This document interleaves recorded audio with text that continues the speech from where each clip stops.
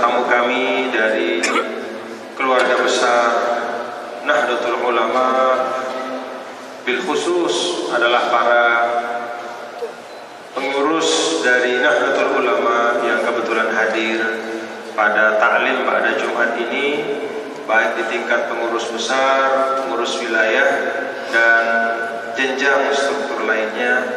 Semoga bapak-bapak dan saudara-saudara para tamu kami dan saudara-saudara kami diberi kesehatan, kenyamanan, dan mendapat hal-hal yang baik selama berada di Lombok, pulau atau bumi seribu masjid ini. Hadirin dan hadirat sekalian, sebagaimana pada Jumat kita ada ta'lim. Biasanya kalau saya sedang di sini, Pak Prof, saya mengisi, ya. Tetapi ada yang lebih pas untuk mengisi, yaitu Imam Besar Masjid Al-Istiqlal, yang juga beliau adalah seorang mufakir, mudarris, ustaz jami'i, katib islami. Beliau pemikir, guru besar di Universitas Islam, penulis dari banyak buku, dan juga beliau adalah wa'iz atau da'i. Juga beliau banyak mengisi majelis-majelis baik di dalam maupun di luar negeri. Kita dibiasakan oleh guru-guru kita untuk igtinamul fursah, yaitu memanfaatkan kesempatan, tentu dalam konteks yang baik. Dan tidak ada kesempatan yang lebih baik, yang lebih perlu untuk kita manfaatkan, selain dari kalau ada ahli ilmu yang datang ke tempat kita. Maka tidak hanya langkahnya membawa keberkahan untuk kita, sebagaimana para guru kita dari seluruh Indonesia, keluarga besar masyayikh kita, keluarga besar Nahdlatul Ulama yang datang, setiap langkahnya khutuwatul ulama tajlibul barakah. Langkah-langkah para ulama dan orang-orang berilmu itu akan mendatangkan keberkahan. Betapa perlunya kita di NTB ini terhadap keberkahan. Membangun NTB tidak hanya mencukupkan sarana fisik, tapi juga menyuburkan nilai-nilai yang baik dan mulia, menghidupkan tadayun, yaitu sikap beragama yang baik di tempat yang kita cintai. Selain langkah-langkahnya membawa berkah, insya Allah juga kita manfaatkan seperti siang hari ini, yaitu insya Allah sayudhifuna bil ghurur wa durar, akan memberikan kita tiara-mutiara ilmu. Mari kita simak, kita dengarkan bersama, dan semoga Allah memudahkan untuk kita mengamalkannya. Wallahu muwaffiq wal hadi ila sabilir rasyad, wal muwaffiq lil aqwamit thariq. Wassalamualaikum warahmatullahi wabarakatuh. Falyatafaddal syekhuna mashkuran.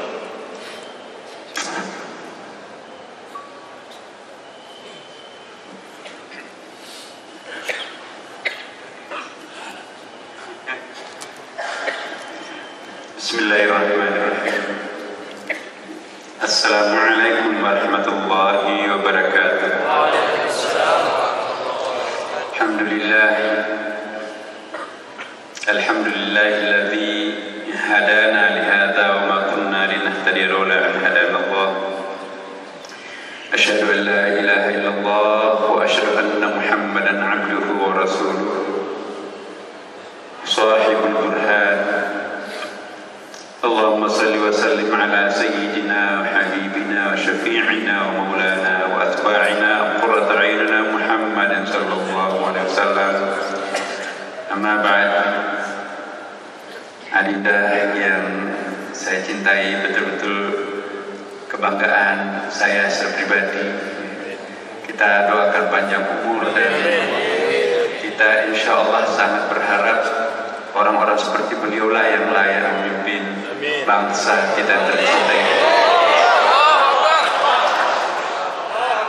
Dan juga hadir di sini para guru kita kita dari Jakarta, ya, tadi khatib orang tua kita, ya, senior kita, pemimpin kita bersama, Kiai Haji Ma'ruf Amin. Saya merinding Bapak Ibu sekalian kemarin melihat masjid ini. Luar biasa, satu di antara masjid yang tercantik di dunia ini adanya ternyata di Lombok ini. Masjid itu Bapak Ibu sekalian adalah dari akar kata sajadah. Sajadah itu artinya menundukkan kepala ke lantai. Satu akar kata dengan sajadah itu sajidon, orang yang sujud. Masjidon, tempat sujud. Ya. Sujudon itu ialah orang-orang yang sujud, menundukkan dirinya lahir batin. Jadi Bapak Ibu sekalian, dalam bahasa Arab dan juga ini dalam ulama tafsir, kalau orang sujud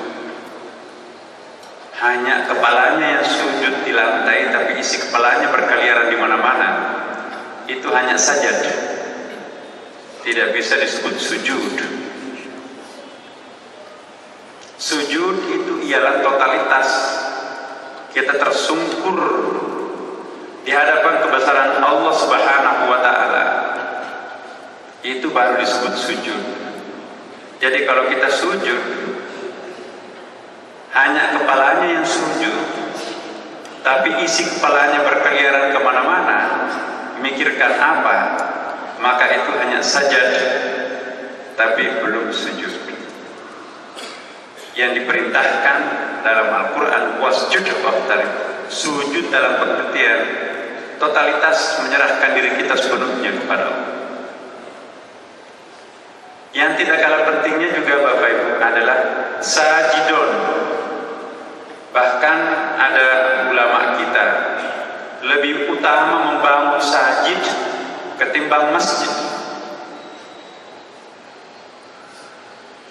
Banyak masjid di tempat lain, ya, tetapi sajidnya yang kurang. Nabi pernah membakar masjid Dirar atas perintah Allah dalam 2 ayat dalam Al-Quran itu. Kenapa? Karena masjid itu dimaksudkan untuk memprovokasi umat. Lebih bagus daripada masjid Nabi. Tapi apa yang terjadi? Abdullah bin Ubay bin Abi Salul yang membangun masjid itu adalah tokoh munafik. Dan banyak sekali ulahnya, bahkan juga banyak sekali memecah belah umat. Lalu dia membuat masjid tandingan masjidnya Nabi. Lalu turun ayat meminta supaya masjid itu dibongkar. Jadi Bapak Ibu sekalian, masjid yang kita inginkan sebetulnya adalah masjid yang rasa masjid.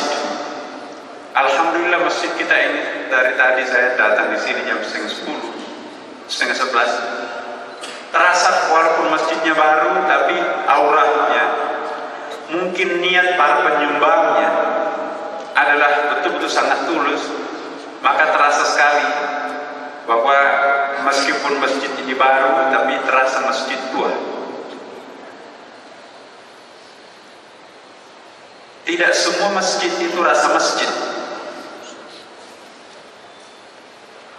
Ada masjid rasa aula, serbaguna.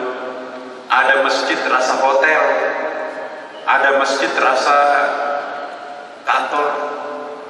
Yang kita inginkan adalah membangun masjid ini adalah betul-betul terasa masjid.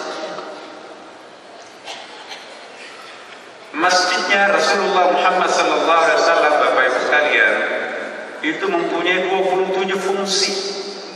Sehingga masjidnya Nabi berfungsi sebagai pemberdayaan umat.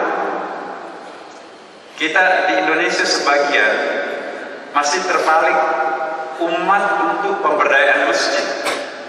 Mudah-mudahan masjid kita yang megah ini berfungsi untuk pemberdayaan umat. Jadi ada 2 hal, umat yang memberdayakan masjid, tapi masjidnya Nabi, dan insya Allah masjid ini juga nanti masjid yang memberdayakan umat. Masjidnya Nabi mungkin hanya 10% digunakan untuk kegiatan ibadah mahdhah. Masjid Nabi berfungsi sebagai kantor pengadilan. Semua persoalan pidana, perdata, bahkan urusan ahwal syakhsiyah, urusan rumah tanggaan itu diputuskan di masjid. Pasti hakimnya sangat adil, jujur karena memutuskan perkara di rumah Allah Subhanahu wa taala. Masjid Nabi juga berfungsi sebagai rumah sakit. Ya. Hampir setiap hari dalam hari tertentu ada perang. Masjid Nabi itu tempat untuk menjahit orang-orang sakit yang kena pedang, anak panah dan seterusnya. Dirawat di masjid. Masjid Nabi juga berfungsi sebagai balai pertemuan. Baik pertemuan sifatnya walimah seperti perkawinan, bahkan juga di situ ada akikah, itu juga dilakukan di masjid. Orang yang tidak ke masjid itu seperti kerugian. Semua informasi yang sangat penting pada waktu itu Bapak Ibu itu didapatkan di masjid. Waktu itu nggak ada handphone, tidak ada sound system.